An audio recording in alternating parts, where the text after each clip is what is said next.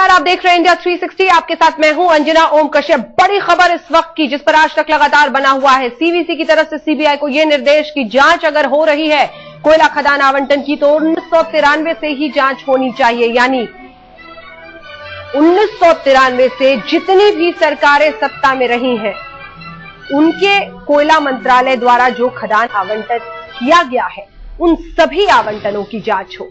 क्योंकि अभी फिलहाल जो मामला चल रहा है उसमें 2006 से लेकर 2009 के बीच, क्योंकि आरोप यही लगा कि जब प्रधानमंत्री खुद कोयला मंत्रालय देख रहे थे 2006 से 2009 और उसके बाद भी तमाम जो कोयला खदान आवंटित किए गए हैं उनकी जांच हो रही है। लेकिन अब सीवीसी ने सीबीआई को लिखी है चिट्ठी और यह कहा है कि 1993 के बाद से ही जितने कोयला के खदान आवंटित किए गए हैं उन सभी की जांच होनी चाहिए। क्योंकि तमाम नियमों की अनदेखी सत्ता पक्ष में रहने वाली तमाम पार्टियों ने अगर की होगी 1993 से तो उन सब की जांच होनी चाहिए। धीरेन्द्र पुंडीर हमारे साथ, हमारे सहयोगी इस वक्त जुड़ रहे हैं। यानी धीरेन्द्र, अब तमाम ऐसी सरकारें, चाहे वो यूपीए की या फिर एनडीए की एक वक्त पर रही हो या फिर तीसरे मोर्चे की, सब आएंगी कटघरे में। हाँ, देखिए, जिस तरह से सीबीसी ने ये जांच का दायरा बढ़ाने के लिए कहा, उसको कोल मिनिस्ट्री से भी कहा गया था ताकि इस जांच के दायरे को पूरा वहां तक ले जाया जाए 93 से, जहां से ब्लॉक एलोकेशन का काम प्राइवेट पार्टीज को शुरू हुआ था। तो इस पूरे मामले में जो जो सरकारें आई हैं, जो जो कोल ब्लॉक आवंटित हुए हैं, उनकी तमाम जांच की जाएगी। उन तमाम कंपनीज के पूरे तमाम वो चीजें, कागज, डॉक्यूमेंट्स, और उन्होंने किसके बिहाफ पे उनको किसके उस पर कहा गया और किसके कहने से वो कोल ब्लॉक दिए गए, ये सब पूरी जांच का दायरा इससे बढ़ गया है। और इसमें जो वो तमाम सरकारें जिन्होंने 93 से लेकर अब तक जो जिनके हाथों में कोल मिनिस्ट्री रही है, उन सब की जांच अब अंजना होगी।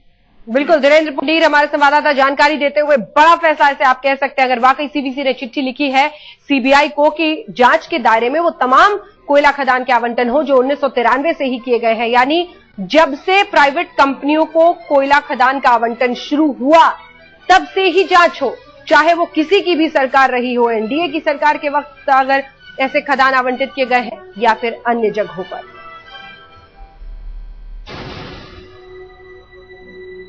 सीबीसी ने सीबीआई को चिट्ठी लिखी है और जांच की मांग की है कि 1993 से ही तमाम कोयला खदान जिन आवंटित किए गए हैं उसकी जांच की जाए।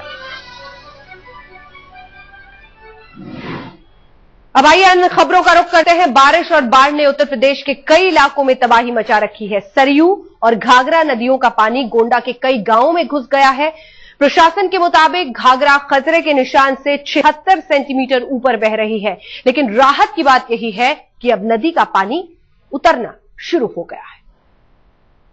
जमीन निगल रही है उफनती नदियां, घर बार बहा ले गई पानी की तेज धार। लोगों में तड़प दिख रही है सुरक्षित ठिकानों तक पहुंचने की। इंसान हो या जानवर, सभी इन दिनों ठौर की तलाश में है। एक ऐसी जगह जहां न पानी की तेज धार में बहने का खतरा हो, न पांव तले से धरती के खिसकने का डर। तबाही की ये तस्वीरें उत्तर प्रदेश की है। लगातार हो रही बारिश से गोंडा बेहाल है। जिंदगी थम गई है। कामकाज की तो छोड़िए, इस वक्त मकसद एक ही है, किसी तरह कोई सुरक्षित ठिकाना मिल जाए। यहाँ कुछ साहब नहीं मिलत है। यहाँ ऐसे पानी में हन बैठन बटक बुटक है तो वही लोग वहाँ चचेरीन पहन बढ़ जाता है। यहाँ हमसे कुछ नहीं पाई थे, लड़का लिए पानी में हन बैठे नहीं से। अरे तो उनसे हो सके तो उन दिए, साहब से नहीं हो सके तो हम सबका दिए, अपन लड़के बच्चे जी आई। घाघरा और सरयू नदियों के किनारे बसे होने की वजह से गोंडा बेहद उपजाऊ इलाकों में शुमार है। लेकिन इस वक्त यही दोनों नदियां इस इलाके के लिए काल बनी हैं। दोनों ही नदियों का जलस्तर खतरे के निशान से काफी ऊपर है। नतीजा यह है कि खेतों को सींचने वाली नदियों के पानी में खेत खलिहान डूबे हैं, फसल चौपट हो चुकी है, पेट पर लात पड़नी तय है। ऐसे में हसरत भरी निगाहें सरकार की ओर टिकी हैं, लेकिन वहां से भी खास उम्मीद नहीं दिख रही। जब राहत कार्यों से ही लोग संतुष्ट नहीं तो उसके बाद के हालात कौन सोचे। जाहिर है प्रशासन के राहत इंतजाम इलाके के लोगों के लिए नाकाफी साबित हो रहे हैं। यही वजह है कि अब लोगों की मुश्किल शिकायतें प्रशासन के खिलाफ झल्लाहट में तब्दील होती जा रही हैं। 30,000 लोगों की बस्ती है जिसमें सब लोग बाढ़ से बहुत पीड़ित हैं। यहाँ पे कोई सरकार कोई साधन नहीं भेज रही, न कोई दवा, न कोई गैयन का चारा, न इंसानन का कोई न कोई नाव का व्यवस्था कर रहा है, कोई साधन नहीं हमारे इधर पहुंच रहा, सब चारों तरफ से पानी से घिरा हुआ है। गोंडा में बाढ़ की ऐसी मार पड़ी कि न जाने कितने ही मकान तबाह हो चुके हैं। गांव के इलाकों में मिट्टी के बने घर तो पानी की तेज धार के आगे अपना वजूद ही खो चुके हैं। इधर झारखंड के देवघर में आज अनुकूल चंद आश्रम में भगदड़ मच गई। इस भगदड़ में 8 महिलाओं सहित 9 लोगों की मौत हो गई और 24 लोग घायल हैं।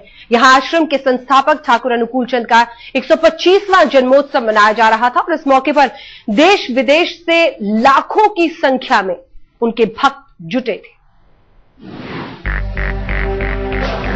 देवघर के इस अस्पताल में भर्ती हैं कई घायल, जिनमें कुछ लोगों को तो अपनों का साथ मिल गया है, लेकिन कुछ लोगों की पहचान भीड़ में मची भगदड़ के दौरान ही गुम हो गई। इन लोगों को फिर भी खुशकिस्मत ही कहा जाएगा जो उस भगदड़ से जिंदा निकल आने में कामयाब रहे। ऐसी भगदड़ जहां पैरों तले कुचलकर जिंदगी दम तोड़ रही थी। ये सारे लोग अस्पताल में हैं और अपनों की तलाश में हैं। देवघर के अनुकूल चंद आश्रम के संस्थापक ठाकुर अनुकूल चंद का 125वां जन्मदिन मनाने के लिए लोग जमा हुए थे। लोगों का कहना है कि देश विदेश के आए भक्तों की भीड़ के बीच अचानक भगदड़ शुरू हो गई। किसी को वजह पता नहीं थी, बस लोग इधर उधर भागने की कोशिश कर रहे थे। भगदड़ का शिकार बनी महिलाएं जो इस दौरान नीचे गिर गई।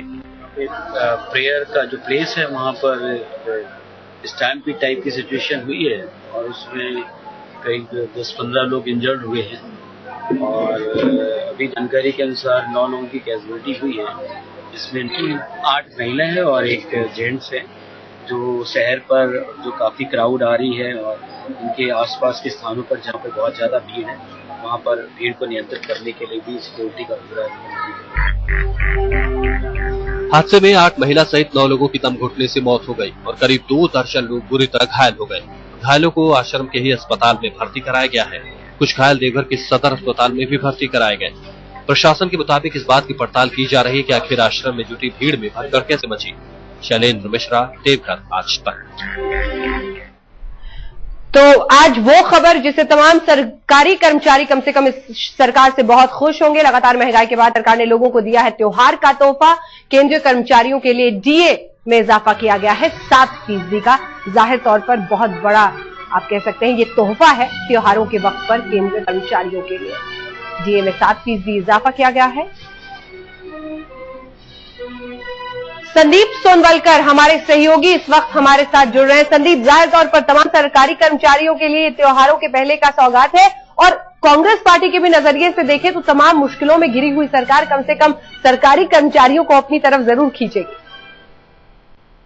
बिल्कुल, निश्चित तौर पर ऐसे माहौल में जब सरकार की लगातार आलोचना हो रही है कि उन्होंने पेट्रोल डीजल महंगा कर दिया, गैस का सब्सिडी घटा दी, ऐसे समय पर जो तोहफा दिया है सरकारी कर्मचारियों, करीब 34 लाख सरकारी कर्मचारी उनको इस तोहफा मिला। निश्चित तौर पे एक बड़ी सरकार की पहल है, इसके चलते सरकारी कर्मचारी खुश होंगे। आपको बताऊं खासतौर पे हिमाचल की जहां तक बात है, हिमाचल में ज्यादातर घरों में सरकारी कर्मचारियों के चलते इकोनॉमी चलती है। तो हिमाचल में कांग्रेस को ये बड़ा फायदा करेगा क्योंकि हिमाचल में सरकारी कर्मचारियों की बड़ी संख्या है, वोटरों की बड़ी संख्या है। जाहिर तौर पर निश्चित तौर पर सरकार का एक बड़ा फैसला है। एक दूसरा फैसला और आपको मुझको बता दूं वो ये कि सरकार ने जो बिजली कंपनियां हैं उनको रीस्ट्रक्चरिंग के लिए करीब 2 लाख करोड़ रुपए सैंक्शन कर दिया। यानी बिजली कंपनियां जो लगातार घाटे में चल रही राज्यों की उनको 2 लाख करोड़ रुपए दिया जाएगा, जिसके चलते वो तमाम घाटा पूरा करें।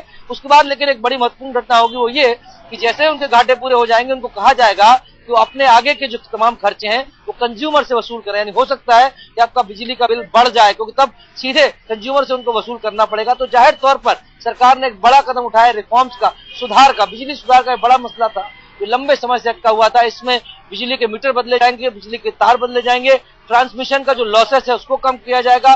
करीब 2 लाख करोड़ रुपए की रकम बिजली जो राज्य बिजली बोर्ड है उनको दी जाएगी। तो एक बड़ा फैसला है। हालांकि इसके चलते हो सकता है कि अगले साल तक जब ये रिफॉर्म्स पूरे हों कंज्यूमर्स के लिए बिजली महंगी हो जाए, लेकिन एक महत्वपूर्ण फैसला जरूर है खासतौर पर बिजली सुधार के मसले से। जी, बड़ी खबर इस वक्त की सीधी आती हुई सीधे रुख करेंगे संदीप सोनवलकर का। संदीप, चीनी की कीमतों को बढ़ाने को लेकर जो तमाम आशंकाएं जाहिर की जा रही थी वो फिलहाल फैसला टल गया है? जी बिल्कुल सर, राशन की दुकानों में जो चीनी मिलती है इस समय 13 रुपए 50 पैसे की दर से उस लेवी को बढ़ाने की बात थी, उस लेवी को करीब करीब 20 रुपया उससे ऊपर ले जाने की बात थी, लेकिन अब उसे टल दिया गया है क्योंकि मंत्री शहर में नहीं है, क्योंकि जब मंत्री मौजूद नहीं होते उस कैबिनेट में तो उस पर फैसला नहीं लिया जाता। हालांकि मंत्री के मौजूद ना होने से फैसला टल गया है, लेकिन बहुत लंबी राहत नहीं हो सकता कि अगली कैबिनेट में तो उसके बाद की कैबिनेट में इसको ला दिया जाए। तो सरकार का प्रस्ताव बाकी है, लेकिन इस पर फैसला नहीं लिया गया। जो राशन की दुकानों पर आम आदमी को जो 13 रुपए 50 पैसे में शक्कर मिलती थी उसको महंगा करने की बात थी, उसे फिलहाल टाल दिया गया। और साथ ही एक फैसला और था जो था पीडीएस की दुकानों को उनके सिस्टम को सुधारने का, यानी तमाम पीडीएस की दुकानों को कंप्यूटराइजेशन किया जाना था, उसको भी फिलहाल टाल दिया गया क्योंकि पीडीएस के जो मंत्री हैं केवी थॉमस इस समय शहर में मौजूद नहीं है और उस कैबिनेट में शामिल नहीं हो रहे। तमाम चीजों की बढ़ती कीमतों के बीच टेलीफोन बिल अब आपको थोड़ा सा सुकून देगा, कम से कम उन्हें जो अक्सर दूसरे शहरों के चक्कर काटते हैं। सरकार ने अब टेलीफोन कॉल्स पर लगने वाले रोमिंग चार्जेस जो है उन्हें खत्म करने का फैसला किया है। महंगाई के इस मौसम में एक राहत भरी खबर, अब आप बेफिक्र होकर कर सकेंगे फोन पर बातें। घर से दूर जाने पर भी नहीं करनी होगी ज्यादा बिल की चिंता, क्योंकि अगले साल से मोबाइल फोन कॉल्स पर रोमिंग चार्जेस नहीं लगेंगे। रोमिंग कब से फ्री हो रही है सर, कब मिलेगा लोगों को? वित्त मंत्रालय ने भी पूछा है कि रोमिंग कब से फ्री है, तो क्या प्लान है? मैंने बोला ना अगले साल से। अगले साल से क्या प्लान किया? हमारे सेक्रेटरी ने बोल दिया, आपको पहले ही बोल दिया कि अगले साल से फ्री हो जाएगी। इसी साल नेशनल टेलीकॉम पॉलिसी 2012 में रोमिंग चार्जेस को खत्म करने की बात कही गई थी, अब जल्द ही इसे लागू भी कर दिया जाएगा। टेलीकॉम कंपनियां भी सरकार के प्रस्ताव से सहमत तो हैं, लेकिन उनका कहना है कि रोमिंग फ्री करने के लिए उन्हें अभी काफी काम करना होगा। This has been part of NTP 2012. It has been enunciated as a national telecom policy. The details have not been provided. As you know, all of our licenses are granted on a circle-by-circle basis. So how we migrate from a circle-by-circle basis to a national basis? सरकार ने अगले साल तक roaming free करने का ऐलान तो कर दिया है, लेकिन अभी तारीख तय नहीं हुई है। इसके अलावा अभी ये भी साफ नहीं है कि रोमिंग फ्री करने के लिए टैरिफ में किसी तरह का बदलाव किया जाएगा या नहीं। बहरहाल पूरे देश को रोमिंग फ्री करने की यह खबर उपभोक्ताओं के लिए बड़ी राहत है। ये तो बहुत अच्छी बात है कि रोमिंग फ्री होगा, स्पेशली उन लोगों के लिए जो बाहर आउटिंग करते हैं एंड जो बिजनेस के काम के लिए बाहर आते जाते हैं, तो ये बहुत अच्छी बात है कि रोमिंग फ्री होगा। इतनी महंगाई अभी जो हो रही है, पेट्रोल डीजल के जो भाव बढ़ रहे हैं, उसमें एक ये अच्छी खबर जैसे है। बच्चों के लिए बहुत आसान होगा अपने माँ बाप से बात करने के लिए जब वो अगले दूसरे स्टेज जाएंगे। जब चक्कर मारता हूँ मेरे को रोमिंग करनी पड़ती, तो इससे एक बहुत बड़ा फर्क पड़ेगा, क्योंकि दिल्ली एनसीआर में सारे लोग मोस्टली बाहर गए हैं। दिल्ली से ऋचा रावत के साथ आज तक ब्यूरो।